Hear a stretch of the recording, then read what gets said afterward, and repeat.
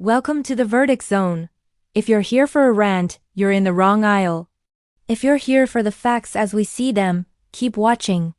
Today, we're dissecting a classic corrosive startup myth, the one that insists the idea is king and the builder is merely a peasant in the kingdom.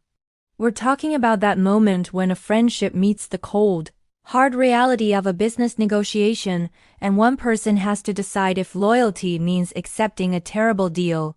It all starts with so much potential. Picture this: two friends, let's call them Marcus and Liam, excitedly mapping out an app.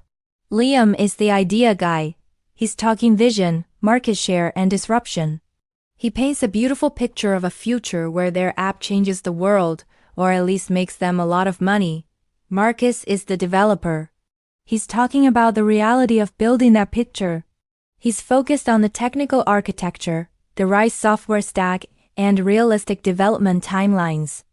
In these early moments, the energy is electric, is collaborative. They're a team. But then comes the first conversation about equity, and that's precisely where the true colors start to show. Liam, armed with his big idea and a pocketful of business jargon, proposes a split. Let's say it's 80-20, heavily favoring him. And what's his justification for this lopsided arrangement? The three most dangerous words in any early-stage partnership. It was my idea. Meanwhile, Marcus, the person who will actually spend months, maybe even years, turning abstract concepts into thousands of lines of functional code, is offered the junior partner seat. He's the one who has to solve complex problems, build the infrastructure, fix the bugs, and bring this digital dream to life. Yet, in Liam's eyes, his role is somehow secondary.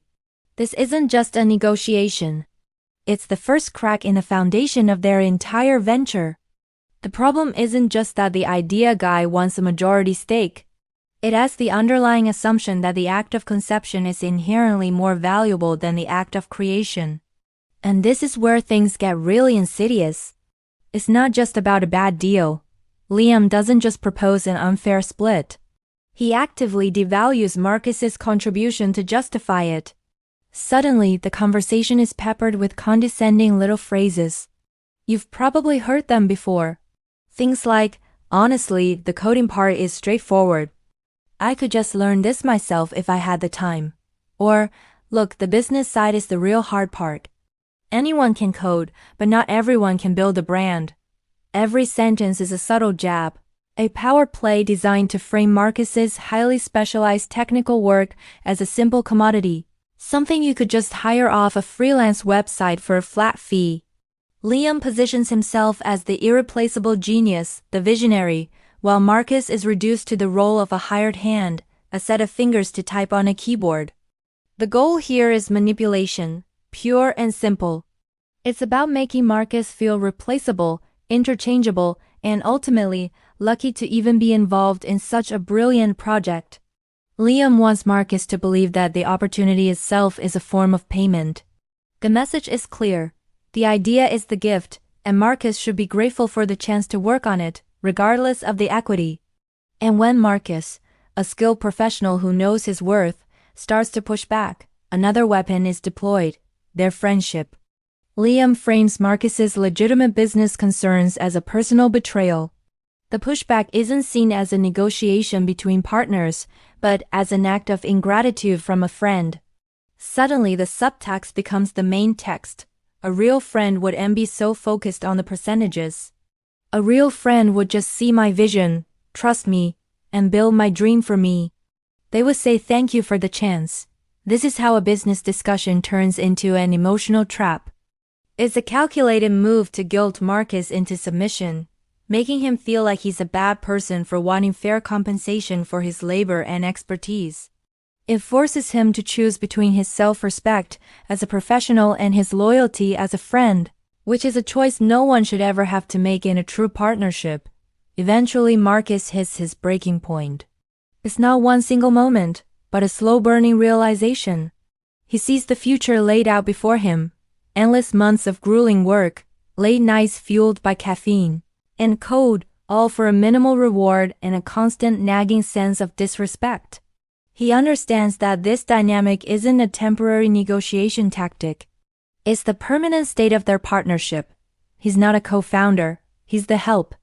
And in a moment of clarity, he calmly disengages.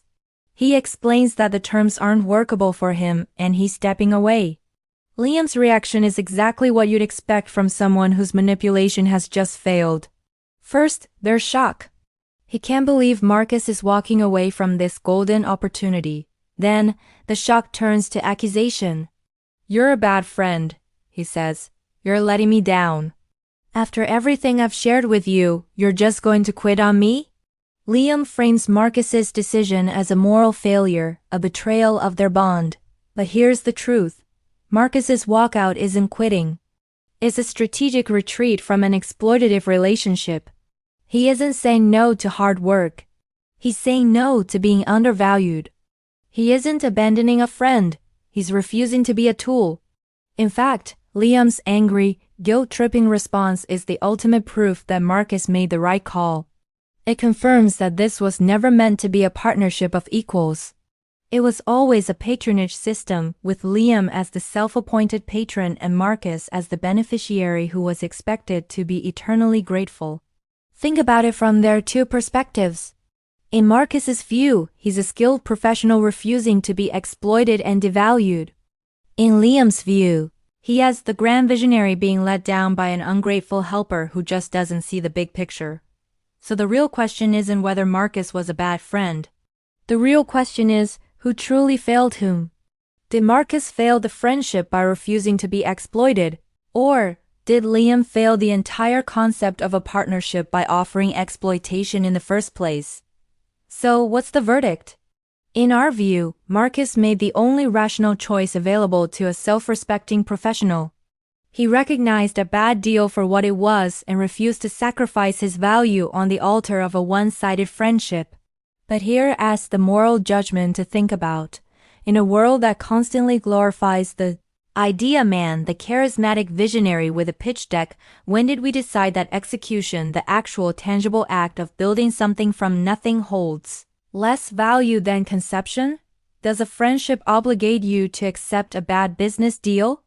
Does "I thought of it first" automatically grant someone the lion's share of the rewards? We are not angry at the system, we're disappointed in the excuses. The excuse that an unproven idea is worth more than proven tangible skill.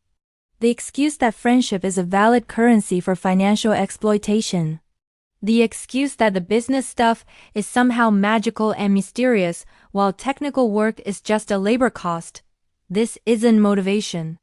This is an autopsy of a partnership that was dead on arrival, killed by one partner's gross overvaluation of his own contribution, and a complete devaluation of the other, says. This app idea died on the drawing board, not because of a technical challenge or a market problem, but because of a failure of fairness. It was a stillborn dream, poisonous by ego. So where do you stand? Was Marcus right to walk away, protecting his professional integrity? Or did he owe his friend Liam blind loyalty to see the project through, no matter the cost to himself? Debate it in the comments below. We want to hear your take. And if you're ready to dissect more stories where big dreams meet ugly, complicated realities, then you're in the right place. Your verdict debugs the ethics of the deal. Subscribe, we're here to compile the truth.